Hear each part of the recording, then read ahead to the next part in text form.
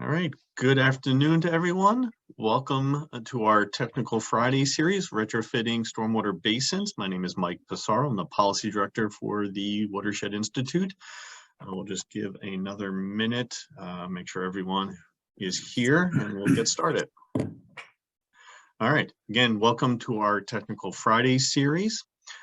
Just a few logistics before we get started. We are recording.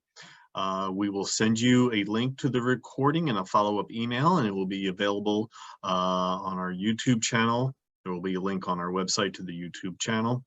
If you have any questions, please use the question and answer feature.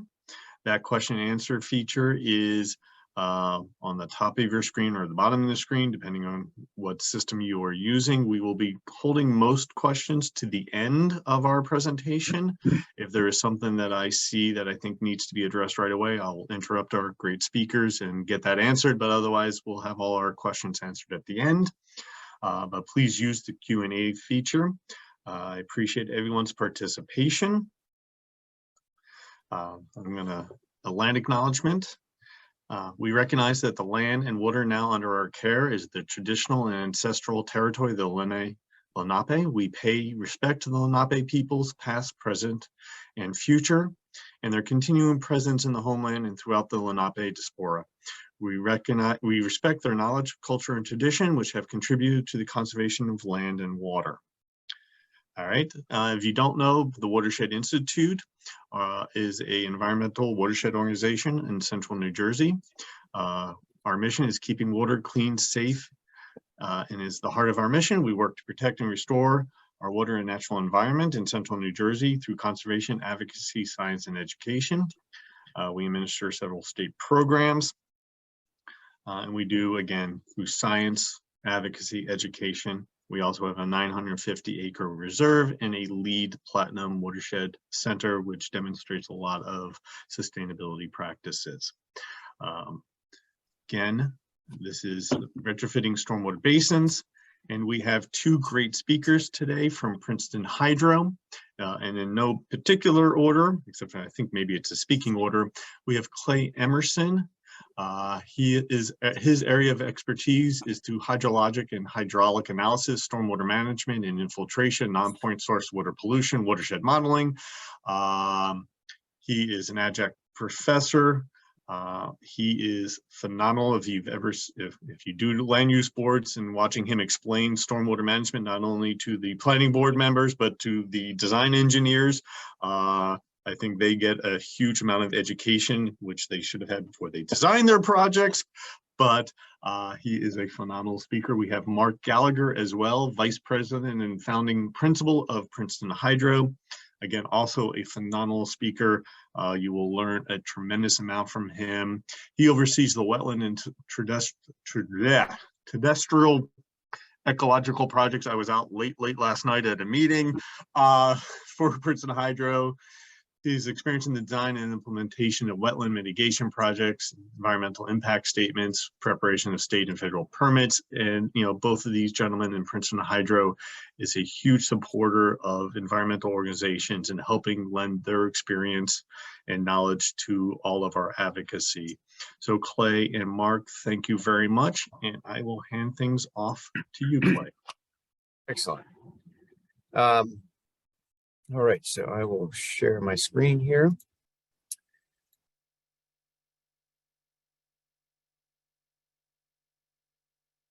And let me know when you can see that. Is that coming through okay? Excellent. Okay, so as Mike mentioned, Mark and I are from Princeton Hydro. We're happy to be here today. We're thankful to the Watershed Institute for asking us to be here. And we're going to be talking about retrofitting stormwater basins. We have a good variety, it seems like, of participants from across, public, private, municipal representatives. It seems like we have a good variety of attendees. So hopefully there'll be a little something in here for everyone. It's not too technical in any way. I'll try and get into a little bit of that when I talk about the hydraulics, but other than that, hopefully there'll be something here for everyone, despite the wide variety of participants. Okay, so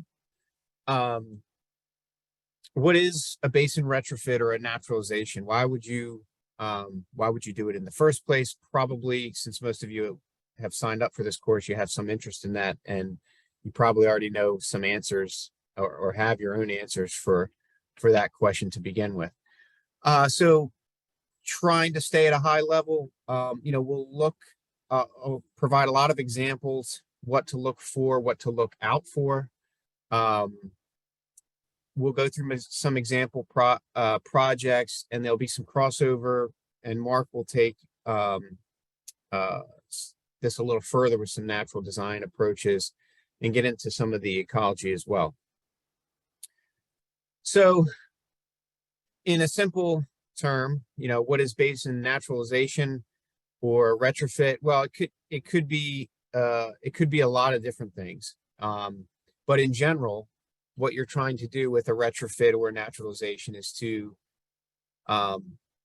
enhance the water quality and or hydrologic services provided by an existing stormwater basin. And it typically involves a major shift in the basin vegetation, not always.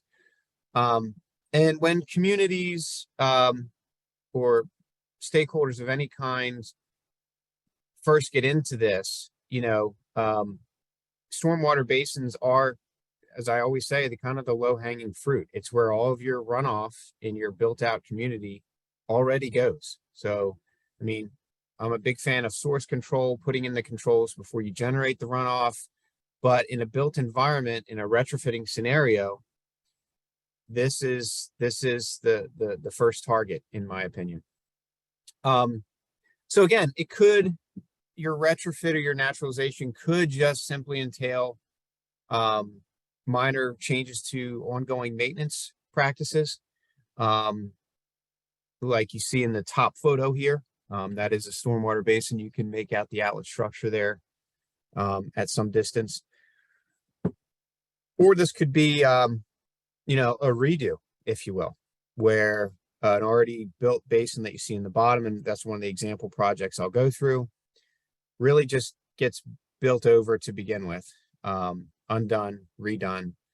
And another thing I want to point out, if there are some planners, some engineers on the call, a lot of the concepts and things that we're going to go to, it doesn't just have to be a retrofit. Some of the things that we're going to talk about could be applied and arguably should have been applied when these basins were originally designed. So it doesn't have to be a retrofit. We can continue to do things better, whether we're retrofitting or not. This is one of my old photos of a classic detention basin. This is out in on the wrong side of the river there in Pennsylvania, but I hope you'll forgive me. Kind of a wet retention pond, but you can see, and the scale is hard to appreciate, but that outlet structure there, that tower is about 10 feet tall. It's a large detention basin with some normal pool. But the point here is that most of these things, especially if you're going back to developments that were approved before 2004, were really just designed solely to provide peak flow control, whereas New Jersey calls it water quantity control. I never liked that term. Quantity sounds like a quantity to me, a volume, but peak flow control, to have a place where the water can temporarily reside and drain out at a lower flow rate. So what mattered about a basin is two things, and really two things only. How big was it? And what was the configuration of the outlet control structure? How many holes in the concrete riser and their diameter and their elevation? That was really all there was to it. Those two things dictate how well it's going to reduce flow rates. And really those two things alone, there's really not much more to it. But that comes into play in a naturalization or a retrofit scenario too. But these design features, that drainage, the drainage area, the size and shape of the basin, and the configuration of the outlet control structure, and the construction practices, how it was actually built by the contractor, do create a really unique environment in the bottom of a basin. So you kind of need to forget what you know and think about these as kind of alien landscapes, because they are. Nowhere in New Jersey do I know, we don't get 500 inches of rain a year, right? We get 40 normally, 40 some, mid 40s. But when you drain a parking lot to a basin, that vegetation, that soil, that underlying geology, it's getting, depending on how big the drainage area is and how big the basin is, it may be getting in excess of 500 inches of rain a year. Now, some of that may drain out the outlet structure, but it's going to be getting a very different environment. So that extended periods of ponding and the fact that it might be wet for extended periods of time, if you have back-to-back rainfalls right in the middle of a growing season, it can have drastic an influence on what it looks like and how it functions from a water quality standpoint. So this basin in the picture here, it's the same basin, and the photos are taken about 12 years apart. And I'll have another series of photos. I'll talk about that in a minute. But the point here is that you can have places and scenarios and soil conditions that nothing will establish. And that's not what we want from a water quality standpoint. But you can see here's an example where really almost nothing, even 12 years after, is established there. So again, I'll have a quick series of photos of basins 12 years apart, some naturalizations and some retrofits that were done and some that just happened. This is one that was actively done, and it was a really lower level retrofit, meaning no heavy earth moving activities were done here. This was just soil work and planting, and this is a late, I guess it's about a mid-growing season photo on the right, but same basin. And this was a cool study that we were able to do with the Green Valleys Watershed Association. Really interesting, provided some really good insight on how these things age and some a look at some retrofits that were done. So why would we retrofit? And again, this is the question that likely you already have your own answer for this. But the ones that we get most, and I think I put this in order, Mark, kind of intentionally here of what we see. Number one is usually water quality because they weren't built with that function initially. Flood reduction and other hydrologic benefit is number two. It's probably the most important one because with that comes water quality, but it's also one that's a little harder to achieve with a retrofit, not at all impossible. We'll talk about that more. Reduced O&M is another reason. Aesthetics and ecological uplift is another one that we hear. The photo here is arguably a naturalization that's kind of occurring on its own, not something that was intentionally done. And to that last bullet point, there has been some work in looking at the ecological benefits of stormwater basins. This wasn't particularly looking at retrofitted stormwater basins, but and this was just looking at the how these stormwater basins compare to natural and excavated ponds with respect to amphibians. And this was in New Jersey, done in the Pinelands part of New Jersey. And basically, in short, stormwater basins and other, as they called it, residential wetlands, if you will, if managed properly, can and do provide beneficial habitat for aquatic organisms, particularly in fragmented environments where water is scarce and habitat is limited. So in built out areas, sometimes these stormwater basins become islands of unique habitat that Mark will talk about a little bit more. But sometimes they're all that's left. And other times, if if they're not all that's left, they're usually right next to other suitable habitat, to low-lying areas, whether it be wetlands or first, second order streams, things like that, where they likely discharge to. So that ability to provide some connection has value in some situations. So what to look for? Well, obviously the first bullet point here goes without saying. It's the answer to your previous question. What are you trying to accomplish? That really changes your mentality, your, radar, so to speak, on what basins are going to be a good candidate. Sometimes people will have a specific basin in mind. That can be limiting. Better to look community wide if possible, find some potential basins and see which one becomes the easiest to tackle. If you have a specific basin in mind, you may have, limitations that are significant. Where can the most improvement be made? Where are some of the worst?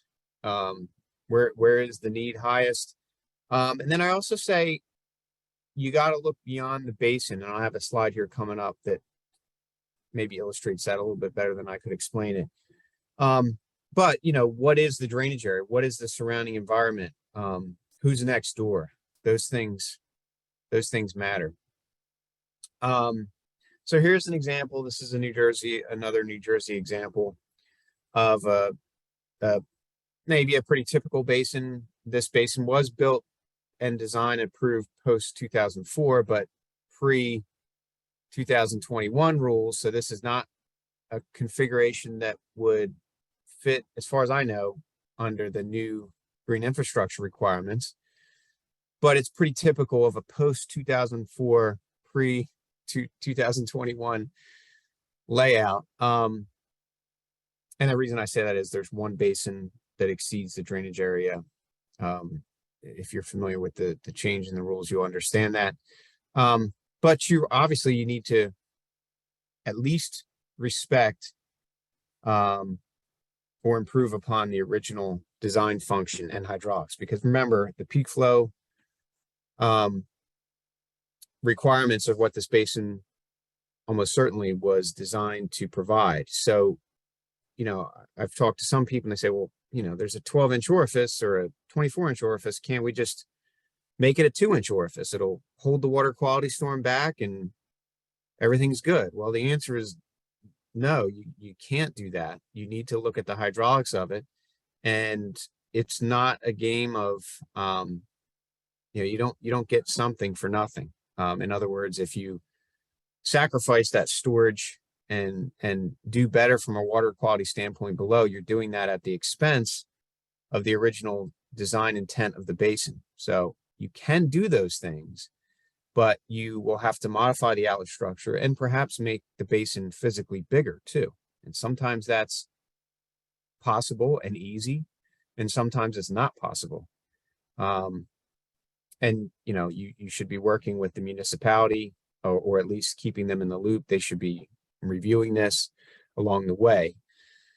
So again, I mentioned who are your neighbors, and you really do need to have a plan and ideally a local champion. So a basin like this, probably 95% of the residents here wouldn't care if you did something to this basin, or wouldn't even know that you did something to this basin. But there's 4 or 5 people here that want to know everything about what you're planning to do. And they may have, 24 hours in a day to talk about it or to be involved with it. So you need to keep them involved along the way, or manage those expectations, or that's a consideration. So the best basin is one that has eager adjacent landowners, or no adjacent landowners, frankly. And by adjacent landowners, every basin has adjacent landowners. I mean adjacent landowners that have windows in their homes that look out on them or drive past them daily, those kinds of things. So 3 things to note in this photo. So here's a candidate basin. I would say that this is a good candidate. And I can say that from just looking at it briefly here. What do I see? As I just mentioned, I don't see any homes. You know, there are some near this one. I'm not trying to take it out of context completely, but yeah, there might be a road in the background there. There's not, and there's a tree line even between it there. This basin is not lined with 20 homes of people with their own opinions on what needs to be done. That's number one. Honestly, that probably is number one. Number two is the concrete low flow channels. Obviously, from a water quality standpoint, that was not, there was no water quality considerations to speak of when this basin was originally designed. So the low flow channels there aren't really doing anything for us, other than keeping this borderline mowable in the growing season, not so wet that it can't be mowed every week or every 2 weeks. We'll get into that later. The other thing that jumps out at me in this photo, and there's two inlets, you can see there's two concrete low flow channels, one in the foreground and one coming across horizontally. But the other thing that jumps out at me is that the bottom here isn't completely flat. So if someone wanted to actually improve the flood control capabilities of this basin, looks like there's a possibility to do just that, because you know, it's not the most confined of developments or basins where there's not another square feet or cubic foot of soil to take out, unless there's some utilities here. There looks like there could be additional cut here and expense, but you know, to actually improve the peak flow control that this basin provides and provide more flood control. So this would be a very good candidate, something that will hopefully happen. What to look out for, Mark? Ironically, I think I took this picture one day driving around with you. And I use this photo in a lot of my presentations. You know, it's an older basin. You got the concrete low flow channel. You got the, I think this is the only left turn that you can make in New Jersey, in North Jersey, where this was taken. You've got the left turn only retaining wall / energy dissipation device here. That's, you know, making sure that that water gets right to the outlet structure. You know, we hear a lot about in retrofitting basins about mosquitoes, and I'm a connoisseur of mosquitoes. I look for them. I look for their larvae. I understand the conditions that promote mosquito breeding, and I understand the conditions that don't. And this is exactly what you want if you like mosquitoes. Really no vegetation. Mosquitoes are among the only things that can survive here, mosquito larvae. And you've also got a lot of places where, and there's shaded areas in this outlet structure with the same standing water. So this isn't a great basin from obviously from a water quality standpoint. Presumably it does provide its original design intent, which is to decrease peak flow rates. Retrofitting this, you know, you might need to lower your expectations. There certainly are things that could be done here, but you're limited, and you've got pavement, you know, right around this thing, so you're confined. A tough one, but obviously a place where improvements could be made. I also always like to include this. If you've seen me present before, you've probably seen this slide before. And when we talk about retrofitting or naturalization, we really need to consider these things as living systems. It's just a sequence of photos through one growing season of a rain garden bioretention system that we were researching back before in my academic days. And you just see all of this growth that's happening above the surface, and you know that a similar amount of activity is likely happening below the ground surface. And that's important when it comes to soil and maintaining the soil conditions conducive for infiltration in this example, and also, you know, water quality. Keep in mind that a basin without some kind of interaction, whether it's retrofitted or not, is a dynamic environment, or can be. I had the early example that showed in some cases it's not dynamic, but here's the other end of the spectrum. And all things being equal, and if you're not on the wetter end of the scale, perhaps I should also add, there's a battle going on when, if there's some environmental scientists out there, they'll appreciate that term. There's a battle for water, a battle for nutrients, a battle for sunlight going on between these plants, and ultimately, without interaction, the trees will win. And you'll tend often, again, depending on some other factors that Mark will talk about, they'll win. So you have a basin here that was kind of a meadow with some trees starting to show up, and 12 years later, there's no sunlight hitting the ground, and you have a canopy and understory cleared out from lack of sunlight and from deer browsing. And that may be okay. Usually people shy away from trees, and I would agree with that, especially anywhere around structures. But in other examples, Mark will talk about this more, on the wetter end of the spectrum, and this is not a intentionally retrofitted system. This is one that was built and then left to fend for itself, probably. And it was completely dominated by cattails, and a decade later, completely dominated by Phragmites. And probably the reason for that shift is the outlet control structure, which in this example is really prone to some maintenance issues. A corrugated metal standpipe that just rusted away. So this shift from cattail 100% to Phragmites 100% was probably because the outlet structure failed, and now the basin is drier than it was before. And this basin has bigger problems than the vegetation, right? It's no longer even operational. It's not fulfilling its original function to begin with. Rarely, though, you will see situations where either intentionally retrofitted or kind of left to fend for themselves basins do kind of hold their own with desirable native plants. And Mark will talk more about that too.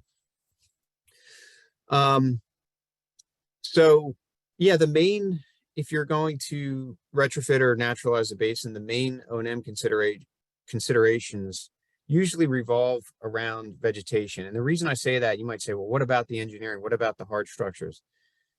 That's paramount in both, in a basin that's not been retrofitted or one that is retrofitted. The difference between a standard basin and one that you're going to retrofit, the difference, that's what I mean by main O&M consideration, is the vegetation. Is it something you're going to mow 2 or 3 times a month in the growing season, or is it something that you're just going to every year, maybe in the late winter, early spring mow, or just monitor and keep trees out of? Is it going to have a woody mix and just monitor invasives, or do you frankly not mind the invasives? Everything in between, we've seen. So mowing frequency and things like that. And these are just showing 2 ends of the spectrum, whether you want to have the Lincoln Financial Field look or the native vegetation look, the benefits that come with it. One thing I do say that is kind of a blanket statement is that I would always be a proponent of mowing around all critical infrastructure. That means inflow, the head walls that bring runoff into the basin, and most critically, the outlet control structure. So here's a good example of one that was retrofitted / naturalized. And you still see they mow a path around the outlet structure. And this photo was taken just a week after a large storm event. You can see all the accumulated rack on the top of the outlet structure here. So someone obviously needs to get out there and do that. But in this retrofit, they did intentionally, the rest of the basin is naturalized, like you see in the photo on the right, but they did keep that mowed perimeter around the outlet structure and the berm that surrounds the basin. And that's most important where that's actually a berm, meaning it comes up, flat top, and goes back down. On other portions where there's just a side slope or a cut into the existing grade, it's not as critical. I would still recommend, I'll talk about mowing in a second, but definitely on that impounding berm where it's literally a dam, if you will, maybe not legally a dam, That's important to mow and to continue to mow so that if there's an animal burrow or something, someone can notice that there's a problem. And I say here, you cannot maintain what you cannot see. That goes without saying, but this is an important consideration. They even painted the outlet structure green here in this example. I don't know, to each their own. Another example of what this can look like. This was some work that some good work that Craig Mcgee did. Name's probably familiar to a lot of you, and this is in a public park. I think they had some signage that went along with this. I'm not sure. I haven't been here in a couple years. And this was just, you know, some rototilling and some native seed, and that really worked. And these were basins that were probably built, I don't know, 80s, 90s, something like that. We haven't really talked about it too much, but wet ponds are certainly have opportunities. And this is a before and after photo of one that we worked on where and there's another point that I want to make on this photo. Having seen so many detention basins in my life, and being the stormwater tourist, as I call myself, you know, the guy who drives like the long way around the parking lot to check out the stormwater facilities. It's a terrible existence.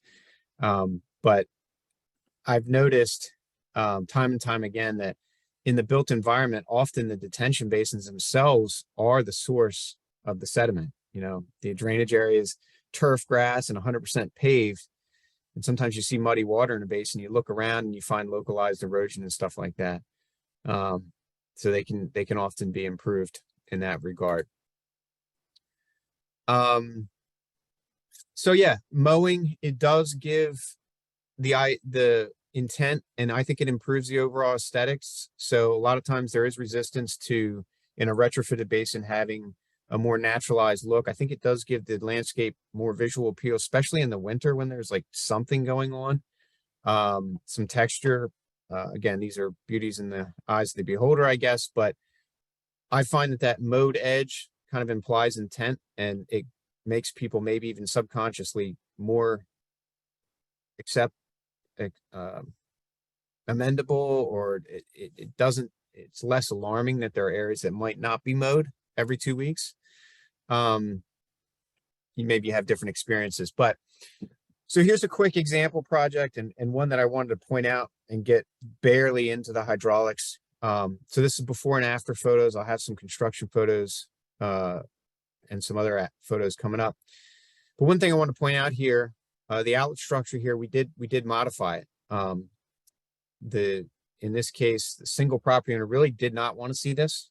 They knew it was there. They were on point in terms of maintenance. And one of the things that they want to accomplish with this retrofit, besides water quality, habitat was a priority of theirs.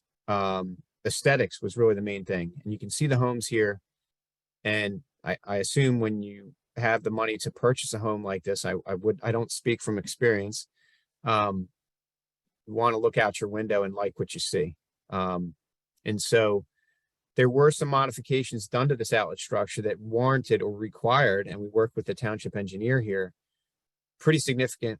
You know, we redid the stormwater calcs. We got the original stormwater report, did a survey, and went through the orifice sizing as if this was a new outlet structure, and it became a new outlet structure. Similar configuration, as you can see, not night and day, but different elevations and different orifice sizing. And that required designing this basin, you know, kind of from scratch. So you need to work with your township if you're contemplating those things. And again, if you're trying to get more water quality or extended storage during the smaller events, the water quality storm, you may need to make your basin physically bigger. Perhaps not much, not as much as you might think, but you know, we can't just change the outlet structure and walk away from things either. So here it is, kind of before. They had a fence in the upper left here I'm pointing. Sorry, this is a little small. And then they had this big berm across the back that really is kind of hard to see here. And then there was standing water in the basin all the time because of the compaction and the overall grading. So it was a total redo. The whole thing was opened up, regraded, and the post-construction condition here, you can see there's really no berm. The basin kind of blends into their backyard. You really don't know where it starts or ends. And that's what they wanted in this situation. It might not be for everyone, but this was their basin on their property. And it's way more functional now than it ever was. So they were able to work with the township and get this done. Just some other photos of it. That's from the cover slide there as well. I use this basin example quite often because they really did have interest, beyond being a good steward of their downstream neighbors. They also wanted this to be something that they, that brought them joy day to day. Another example project I use quite often, because this one really focuses on the soil. And Mark, I'll go through this one pretty quickly. Pre-project condition, it was just kind of a lawn. But during rainfall, water would stand around in this area, and the grass was chronically wet, and not a place you could even walk or play or do anything, even well after storm events. And this area had a pretty big drainage area. So the common area that I'm talking about is really just down here. Let me see. Down in this area.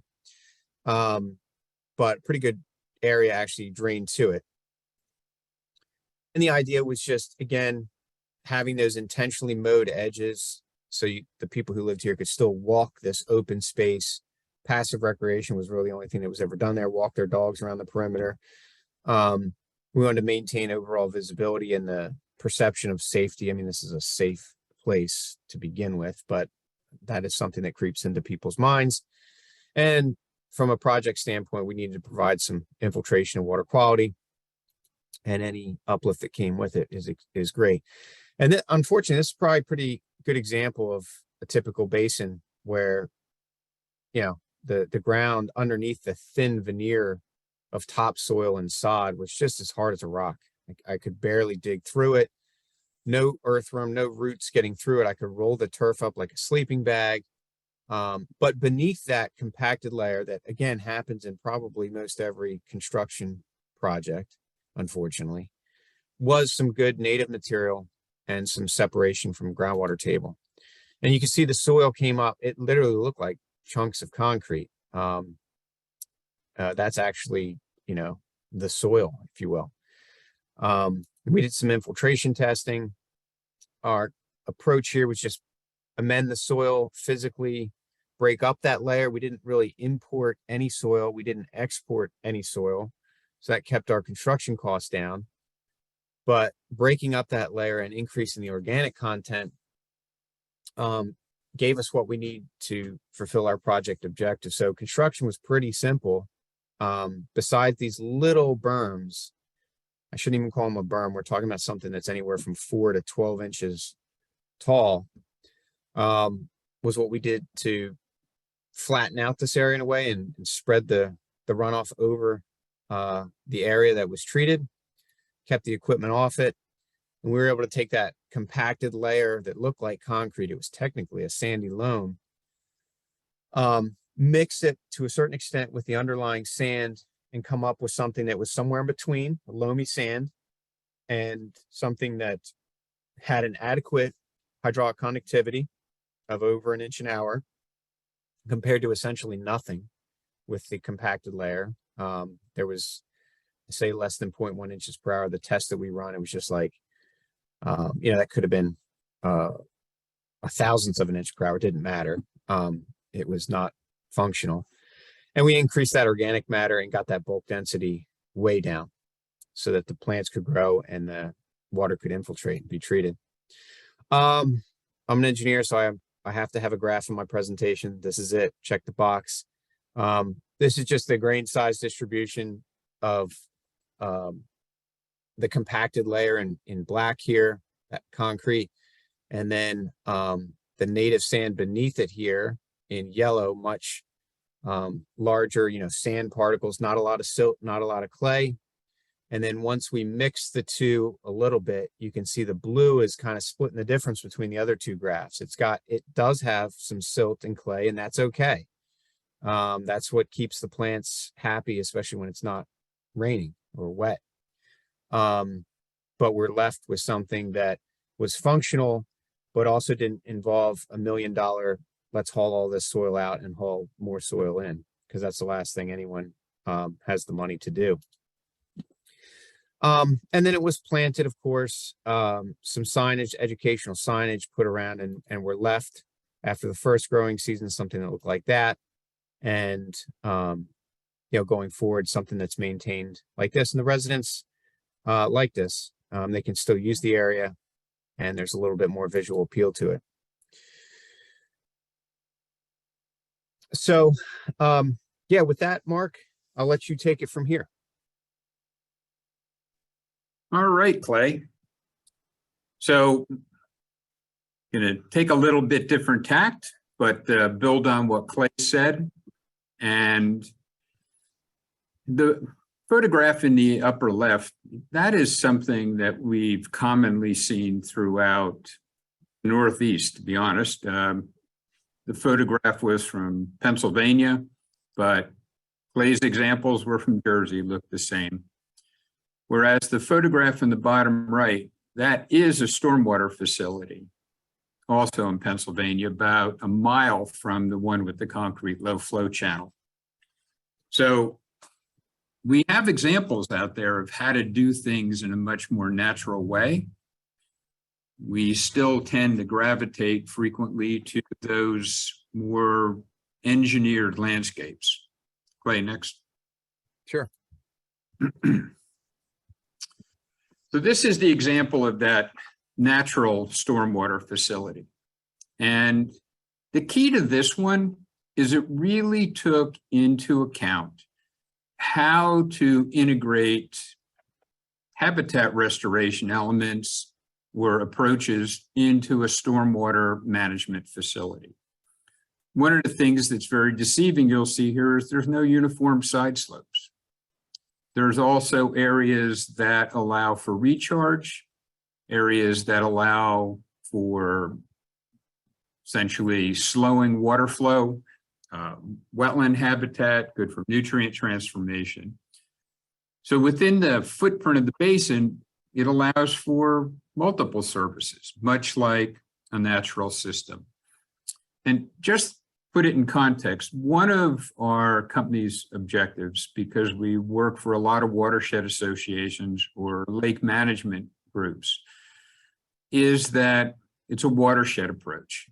So even Clay was talking about the basins might be small, but if we can improve water quality, even in a small basin, it has a value from a watershed approach. But there's a lot of things that can be done in that context that can improve water quality within a larger context. Clay? So it's what I was saying, ideally, if we look at some of these basin retrofits and really meld like ecological habitat restoration into stormwater principles, we can do better. But especially with retrofits, every basin has a different set of constraints. Clay just showed you one where there was compacted soil right underneath the lawn. I mean, I've had the chance to see some older basins where within 6 inches of the surface, it was rock. So we're all somewhat handicapped on what we truly can get out of a basin that exists with regard to a retrofit. But the bottom line is we can still do better. And many times it's simple. And like Clay mentioned, some towns that don't have a lot of money, they've essentially done minimal and just let whatever was in the basin bottom come up. And that's still better than a maintained lawn. And it costs the town a whole lot less money to maintain it because they're mowing once a year instead of like every 2 weeks, whether it needs it or not. Right? And just so you understand, I'm mentioning Clay because he has control of my screen. So I'm not just like missing Clay and yelling out his name. But one of the things to think about, these are just some basic elements of natural design. And a lot of what Clay was getting at, like especially with that concrete channel with made a quick left turn, it just takes stormwater right to the outlet.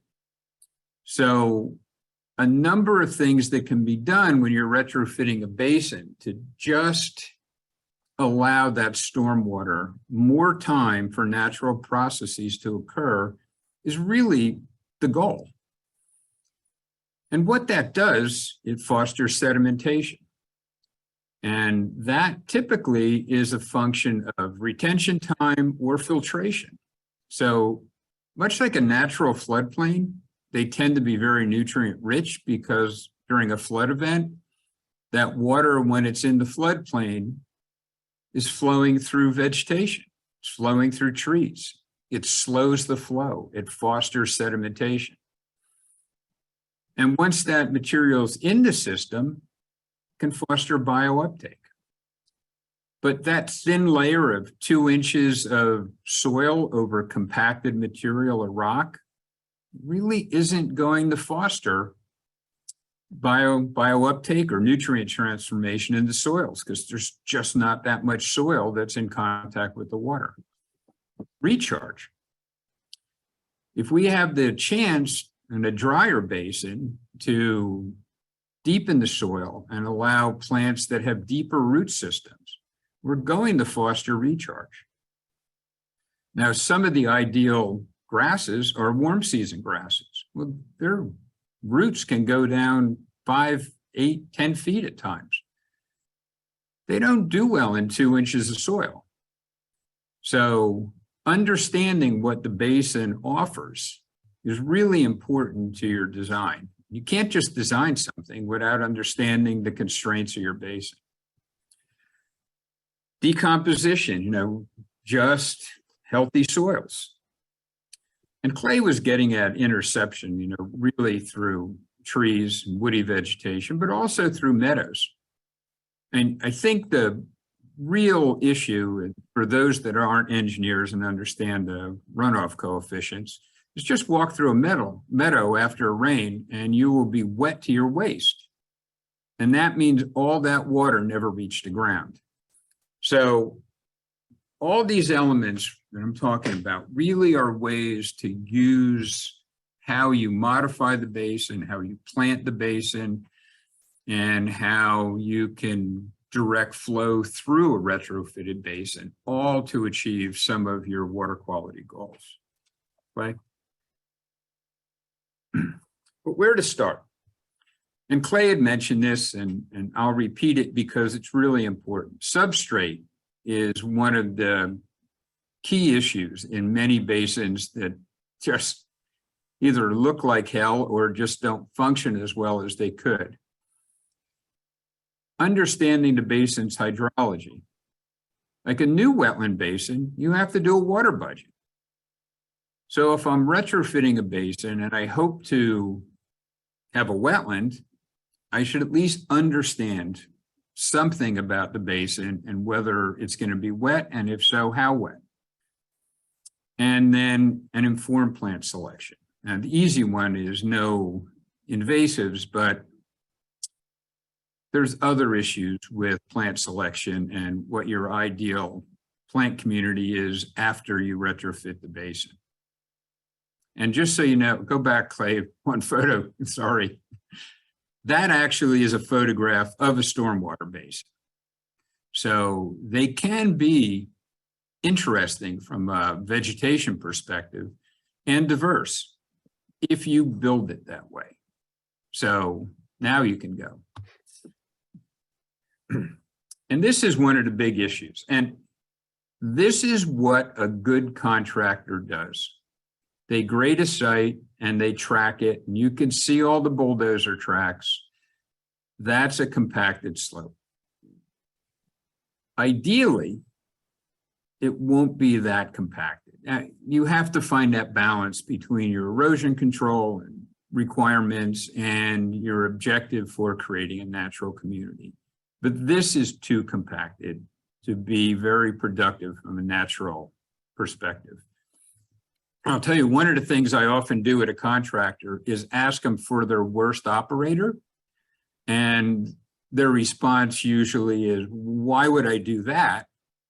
And I can explain it to them and they kind of get it then. But this is not a basin, but although I've seen basins look like this is a wetland restoration site. My client hired a paving contractor to do the grading. Paving contractors are great at compaction. And they did an excellent job in compacting this site as well. So this is over a year after planting, and it still looks like the plugs were planted within a couple weeks. So this is a problem, and it takes years for this, it took years for this site to actually have healthy vegetation. Clay? Now, this is another stormwater basin that was designed for infiltration. Different purpose, but it was designed that these soils foster infiltration. It was designed for deep-rooted warm season grasses. So this was a site where you can see the excavator in the upper right mixing organic matter in with the sand, lifting and dropping, flattening the surface and backing out. They never operated the equipment within the basin footprint. So it's a very different, completely opposite view of how basins were often constructed to what we can do now. And this basin, after rain events, drains almost completely within 72 hours. And this is the value, that warm season grasses that are deep rooted can reach their full root length. And the value to these systems is, as the roots die every year, they create pathways for water to go deeper into the ground. So these end up, if they're done right, can be very good for recharge. But the key to making this work is understanding what your substrate is and modifying your substrate. So much like that last basin Clay talked about, it was compacted, but once it was uncompacted and better connected to the sandier, uncompacted soils at depth, it functioned completely differently. So again, this is all about understanding what basin constraints you have and what your goals are, and you could see just through investigation what you can come up with. Now, this is the difference with a wetland restoration project. We have to have looser soils. Our goal is to create soils that, as DEP often calls it, look like an English muffin, lots of nooks and crannies. And the purpose of that is, it's not just the soil, it's we want to keep the water on site. We create that microtopography to hold the water. Water is a good thing in these projects. So kind of the old school approach to stormwater management is we want to get the water into the basin, hold it to satisfy a minimum standard, and out. Whereas a more natural element or a more natural focus to a basin, we want to keep some of that water. We want to detain it. We want it to recharge into the ground, ideally. We want it to move slowly through vegetation to filter out as much sediment as possible. So that's really the added benefit of naturalization. And that's why I was saying before that as we more consistently meld these natural resource approaches or restoration approaches into stormwater management, we will create better basins. So this is that same site. And if you remember the compacted site, as I said, well, after a year, it looked like not much was growing. This site was 18 months after planting. So in a deeper, healthier soil environment, plants can do great. And a lot of these plants will grow quickly in the right substrate. So it is achievable if we think about it. And this is another example. And this is an example where I straight out told the contractor that I didn't want to see this level. I didn't want to see it compacted. I didn't want to see it raked. And he called one day and just said, I think I'm done. I think you're going to like it, but I don't get it. And he was really nervous that I was going to not like it because it wasn't flat, had a lot of micro topography, and we were thrilled. It was exactly what we wanted. And Clay, next one.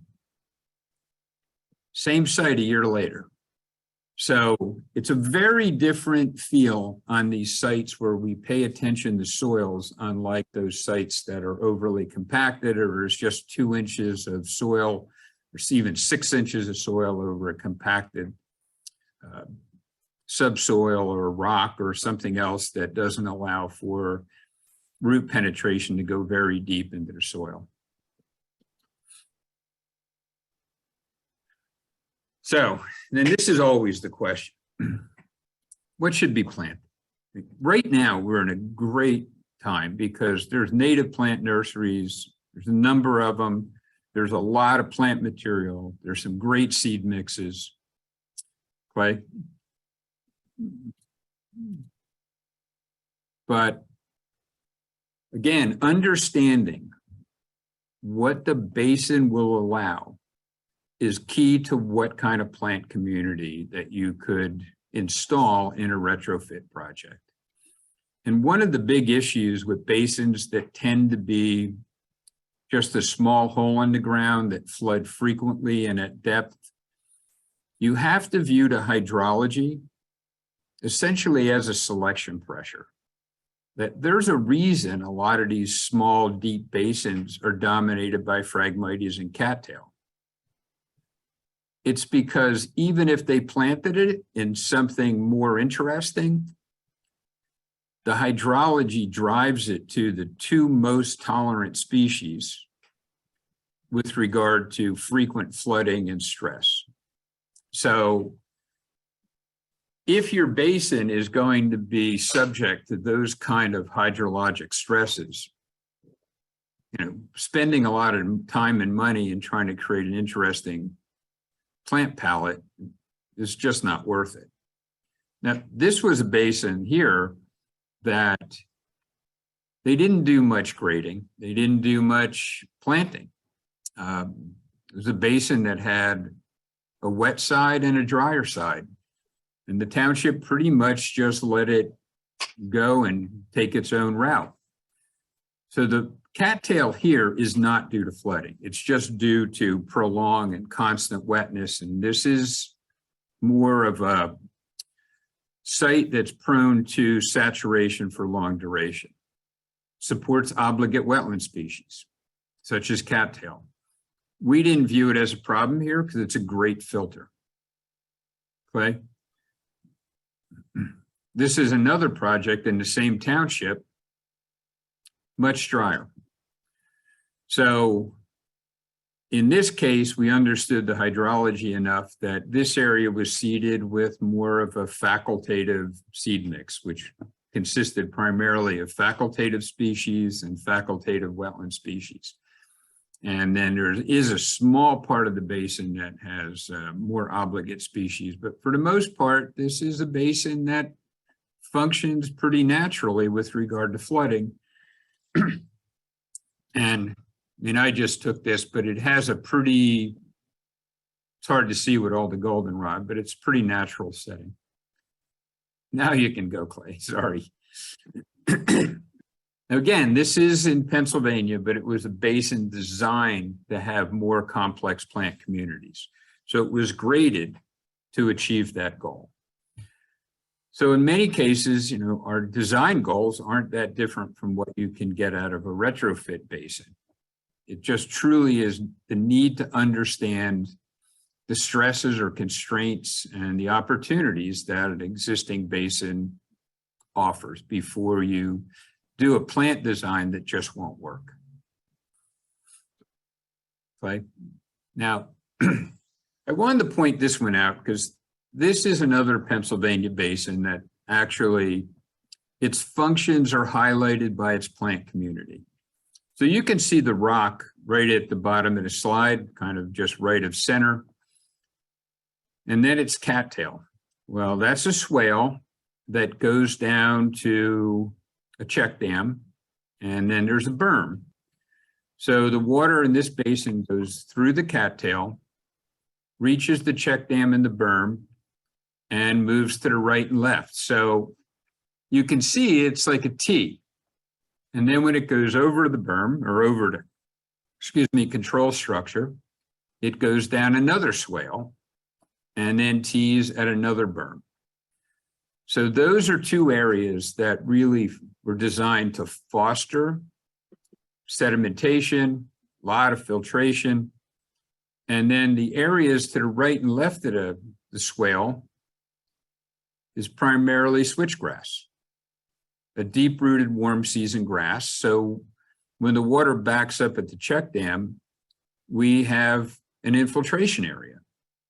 So it was interesting because the township engineer came out at one point and said, I don't think it's working. And just looking at the plants, it's like, yeah, I think it's working exactly as we want because the water is backing up like it should. And then we have these nice warm season grass dominated areas that foster recharge.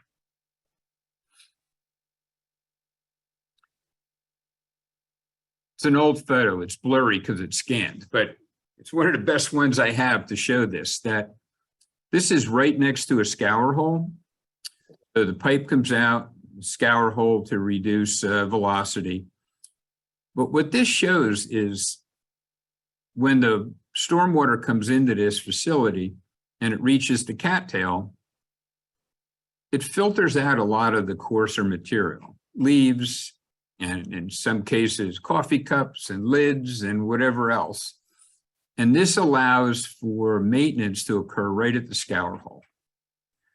And the filtration value of cattail is really good because you can see in this photo, the new shoots are coming up. It's taken in the spring, but last year's biomass persists through the winter. So it's one of those plants that provides that biofiltration value throughout the whole year. Clay? Now, this is one I have seen over the years in several planting plans, partly because it's really pretty. If you just selected plants by going through a nursery catalog and decide I need a blue plant, it's like Virginia Bluebell. It's great, grows in floodplains, should be great in the basin. The issue with this plant is after it flowers, probably by June, all the above ground biomass dies back. There's nothing on the surface. So if I'm looking for a plant that provides a value with regard to sedimentation or filtration or just the slow flow, this is not the plant. It's pretty, but from a functional perspective, it's not going to do very much for most of the year. Right? Again, this is more of a watershed basis, and it should be no surprise why every city that has an issue with CSOs is planting trees. But from a watershed perspective, just planting trees, even if it's along the edge of your basin, you're going to reduce runoff. And I think one of the forgotten elements is meadows also can be really valuable at producing or at least intercepting rainfall. And the healthier the meadow, the more valuable they are. Because one of the things we really don't think about, we think about with trees because there's a canopy. And Clay talked about, there's times when the shade's enough, you might not get much vegetation under the canopy. But in a healthy forest, it's layered. You're going to have the canopy, you'll have a subcanopy, you'll have a shrub layer and an herb layer. And this goes back to understanding the value of trying to create as healthy a soil as you can within your basin or within your adjacent uplands, because that's going to allow those multiple layers to occur. And even with a meadow, and it's one of those things that when I was first told this, I kind of didn't get it, but meadows have layers. You should have multiple function in layers in a meadow. And all that goes to intercepting rainfall, and it doesn't hit the ground, therefore it doesn't create runoff. Clay? And this is a wetland that was designed to have a lot of microtopography. And if you got a chance to retrofit a basin, an approach like this would work very well. You can see those areas where there's standing water, there's little patches of cattail, and then there's areas with trees. There's about a 9-inch difference between the wet areas and the areas with trees. So it's still relatively flat. It's all about the microtopography. And if we're viewing these systems to be natural, and we can retain some of the water, so it doesn't leave, and it's allowed to drive the hydrology of a wetland community, that's just going to foster a lot of the nutrient transformation values of a wetland within your stormwater basin. Clay? So, just to sum up, at least to me, successful natural design is when you look at landscape ecology or restoration principles and incorporate them into your thought process for stormwater management.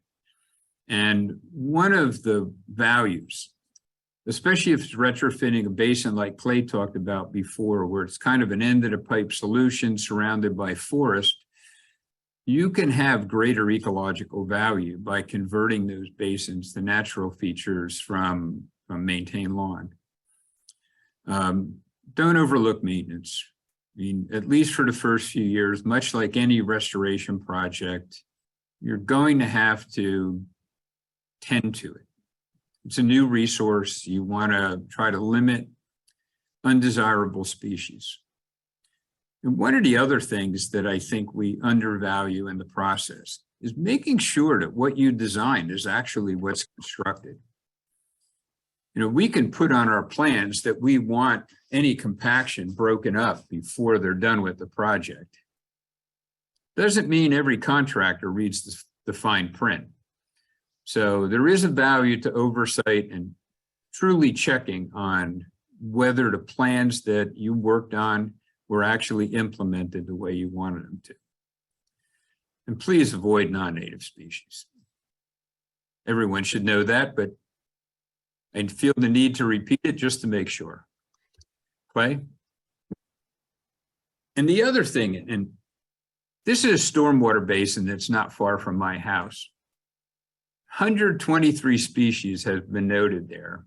And American bittern and sora, which aren't common in this area, are found there frequently, and it's just a cattail dominated basin with a pool of water in the middle. But for those species, it provides habitat, and they don't breed there, but they do stop there every year during migration. And there's another pond, and one's a stormwater pond, and one's kind of a hybrid of original pond, that's been being used now for stormwater management, that's in Mercer County, had 199 species. And that's one of the highest totals I know. So when we think about it, once you naturalize these facilities, there could be an ecological value just from the bird community that's quite surprising. Clay? And that sums it up. So we are more than happy to take questions. Great. Thanks, Mark. Thanks, Clay. I I'm going to take host's prerogative. I'm going to ask the first question / clarification. And Clay, you kind of sort of touched on this, but when you're going into naturalized basins, talking with the municipality to get approval, get review, there may, in fact, you have to go to a planning board or even to DEP for permits if you're going to do that. Is that right? Yeah, depending on how big of a change you're proposing, it could be any or all of those options, but I do think it's important to keep them in the loop. I mean, at a minimum, there's probably, or there's supposed to be a O&M manual on file for the basin at the township, which as you go back in time to earlier basins, good luck finding those documents, but they're going to want to know what you're doing, and you really need to make them a stakeholder. And there's some benefits, in some instances that they benefit from this as well, but you definitely need to keep them in the loop. They may have some very useful information for you, of course, as well. But yeah, and another thing I wanted to point out, we talked a lot about vegetation, because that is when you're adding water quality, that's the, the benefit is often in the vegetation going from turf grass to something better. You don't need, you can do a basin retrofit and make an existing system bigger and still have a mowed lawn approach. We've never done that. Most of our clients don't prefer that, and you're missing out on some water quality. But just keep in mind that a retrofit can take a lot of different forms too. All right. Yeah, the takeaway is talk with your municipality. I'm sorry, Mark, were you going to say And something? Mike, I'll add to that. And when we first started to look at basin retrofits, we presented to townships, and several times a lot of people came out to oppose these projects. And it was really interesting. Partly it was fear of nature, and that really came out in those meetings. And it was ticks, it was snakes. Now, I've wandered through a lot of these basins over the years. I've yet to see a snake, but apparently these naturalized basins there's thousands of them in there. And residents have seen them all. Allegedly. And one of it's always amazing, but at those meetings, there are probably 20 to 30% of the people, you will never change their mind. They're entrenched in that. They like maintain lawn basins. And what we found over the years is you'll never change their mind. So you can try to change your mind and you're not going to get anywhere. So it's focusing on that maybe 40 to 50% in the middle to convince them, because the naysayers, you're done. But be prepared, because one of the third things that we found at some of these meetings, once you kind of talk past the snakes and the ticks, and it came up at least twice, and I was somewhat mortified, was perverts apparently hang out in tall grass. That's another fear, apparently. Oh my God. And I've yet to see just someone hiding in tall grass, but apparently that could be a thing. And that's because they're hiding, Mark. That's why you haven't seen them. Well, that could be too, but apparently much like the snakes, they're out there. So as simple as this sounds, do not be surprised if you present this at a public meeting and get pushback. All right. We do have a handful of questions. Let's go through them. So I read that converting ground cover from grass to meadow achieves a significant increase in carbon sequestration. Has this come up when people have consulted with you about retrofitting basins? I can take that. It hasn't yet, but it's in the process of going that direction. With even some of the grant programs coming out. And this is another value to looking at restoration approaches to stormwater management, because it does focus more on root structure and healthy communities and soil health.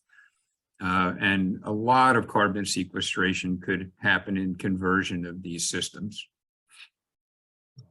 This is not necessarily a question. Did you see the SNEP network released a New England Stormwater Retrofit Manual? A lot of the material you discussed in the presentation agree with their guidance. I recommend taking a look at it if you haven't already.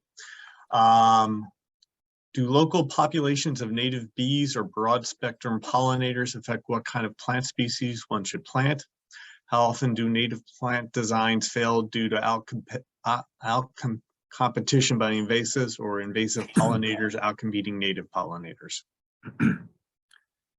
I'll simplify that one and say that what we try to do is, if you understand your basin, you can figure out at least a good diverse plant community for the basin. And if your basin has various or different hydrology, maybe a wetter area and a drier area, you can create even more species richness. And that's all good for creating a plant community that flowers at different times, so we can support a variety of pollinators. In the wetter areas, species like swamp milkweed are great plants. They always do well. A lot of goldenrod in the fall, New England aster. So even some of the seed mixes that are just common, like stormwater basin mixes, usually are diverse enough to provide a lot of pollinator value. With regard to invasives, there tends to only be a couple that are really a problem. Purple loosestrife is one of them. But, from purely a pollinator perspective, they do provide some value. But it is one of the species we would focus on early on for maintenance. Cattail is one of those species that can be a problem, although I pointed to it a number of times as a value for biofiltration. If you want a species-rich basin, then cattail is not your friend. So it really is all about what your goals are for that retrofit project. You have just touched on, but can you please restate the differences in local impact between Phragmites and cattails? So cattail is just a very aggressive wetland plant. So if you have a wetland component to your retrofit or a new basin, you have to view it as the new basin or a new wetland is disturbed land. And if cattail gets a foothold, it could take over. So if you want cattail, you're likely going to get it. If you want a more diverse basin, you're going to have to manage for cattail for a few years until the plants get well established. Phragmites, on the other hand, is also a plant that loves disturbance and loves nutrient-rich environments, which is exactly what a basin is all about. The bigger issue with Phragmites, it'll spread into the uplands. It's non-native. It tends to accrete a lot of biomass. It's just really not a good plant for a healthy stormwater basin, or at least a very natural one. But in some basins, it's there for a reason, as I said before. It's because it's the only plant that can handle the stress of that frequent flooding at depth environment. And it's a problem. And that's why if you, I'm going to sound like Clay, as you drive around and you just look at basins, everyone that's like that in front of a Wawa or a 7-Eleven, that's a deep hole in the ground, almost always is Phragmites. They have the extra salt tolerance too, so they're they're very, very stress tolerant species. All right, next one. People are asking for trees in basins. What trees do you recommend? I'm thinking river birch, willow oak, because of small leaves to reduce outlet clogging. What do you guys think? Do we put trees in basins? Should we not put trees in basins? And if so, which ones? I'll just say one quick thing, Mark, and then I'll give it to you. Just keep them away from the outlet structure, keep them away from the berm, if there is one. Not all basins have a berm. Some are just excavated into the existing ground. But other than that, it's an O&M, aesthetics, vegetation question. So Mark, what say you? Again, I think this is about your goal. If you want to have a lot of trees and that's your goal, then I think there's a reason not to. I have to say, I prefer trees on the edge, and I would prefer that the basin be mowed once a year just to keep it as a meadow. I think that is probably a rarer component to our environment. Good for pollinators, it's good for filtration. Doesn't take as much care as trees. So it gives you a better year-round treatment too. Yeah. And look, one of the things, and it's always a question, is basin maintenance. I tend to prefer, and ideally would prefer, mowing in late winter, early spring, to provide all the habitat value during the winter.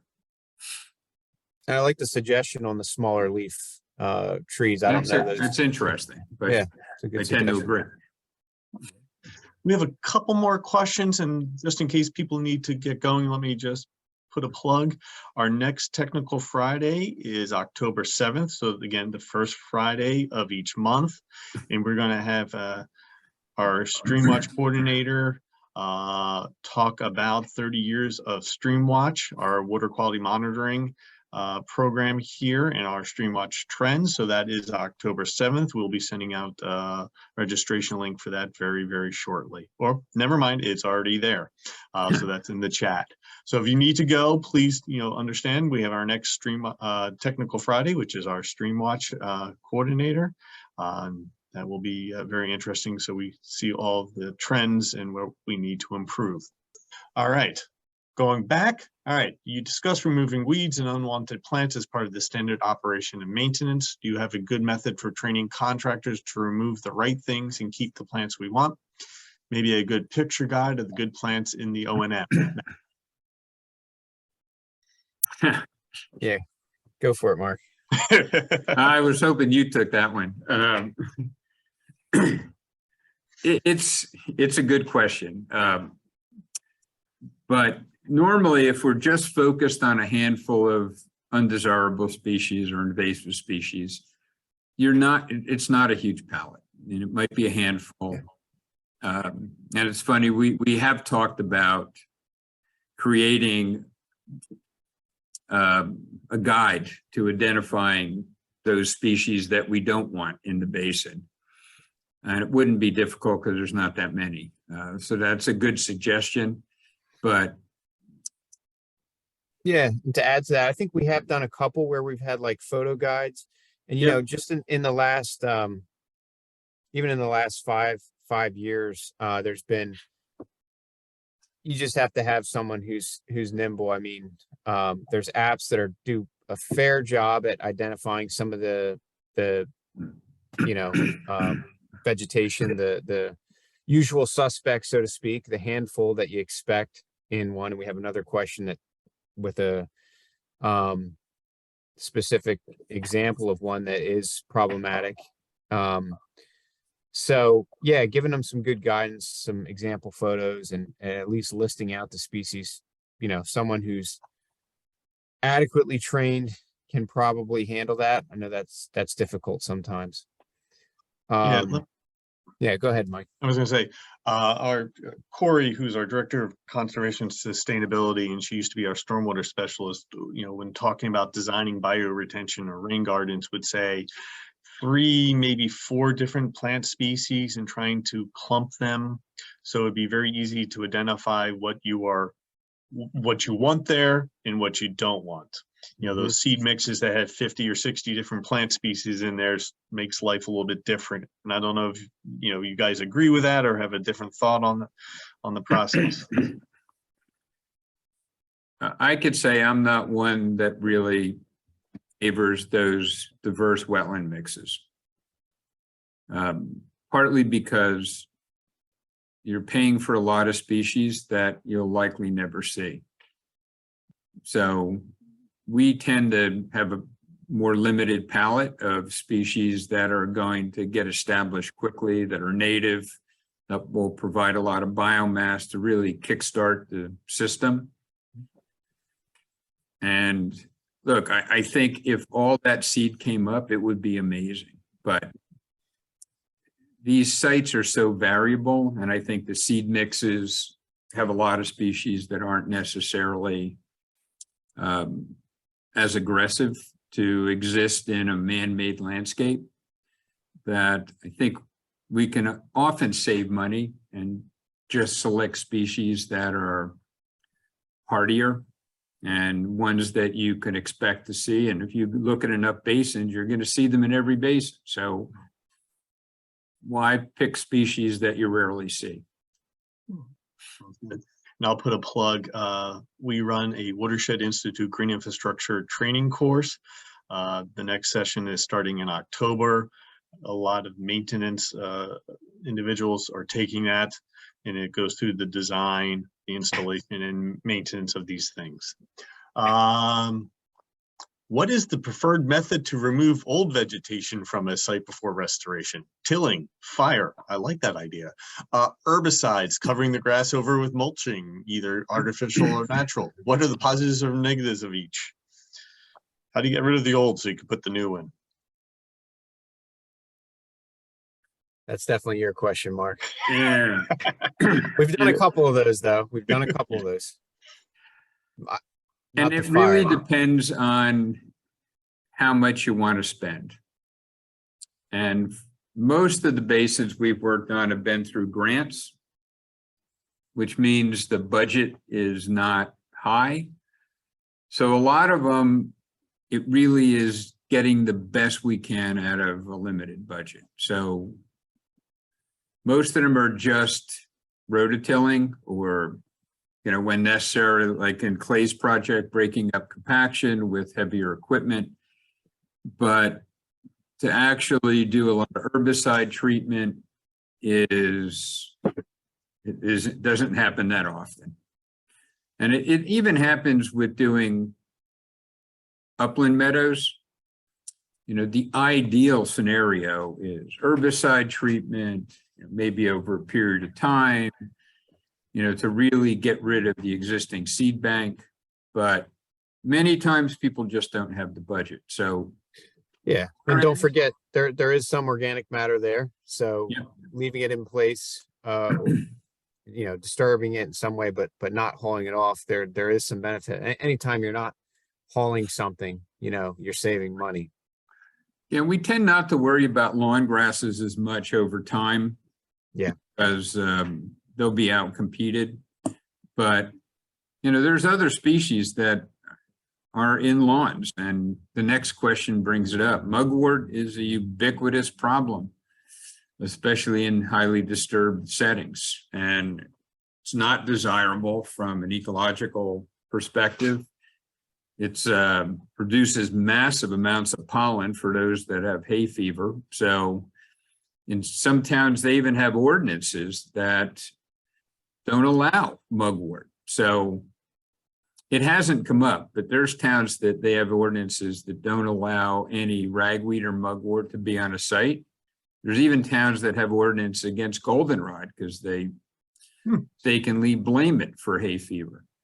But we're doing these projects, and sometimes we violate ordinances.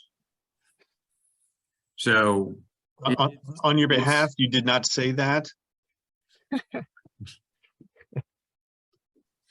Yeah, but mugwort is a bad one.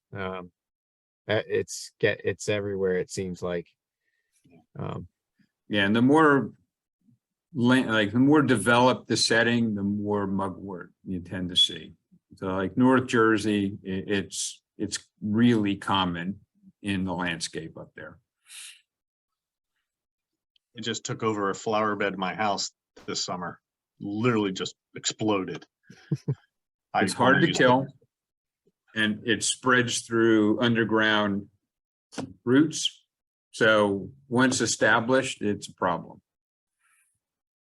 All right. Well, I think that was all the questions. We went a bit over, but for a very good thing. And let me just say, for those people who have stayed, thank you very much. I think the topic today is important, and come next year and the coming years are going to be massively important. And I don't think I can stress that enough. New Jersey's coming out with a new MS4 permit that is going to require municipalities to really tackle water quality problems, and going back and retrofitting and fixing existing basins that aren't functioning and aren't providing water quality is probably going to be some of the lowest hanging fruit towns can do. So I think this is, sort of a precursor, a preview of what we're going to be really needing to do over the next 5, 10, 15, 20 years. So with that, again, everyone, thank you very much for attending. Clay, Mark, I greatly appreciate you lending your expertise and your time to us today.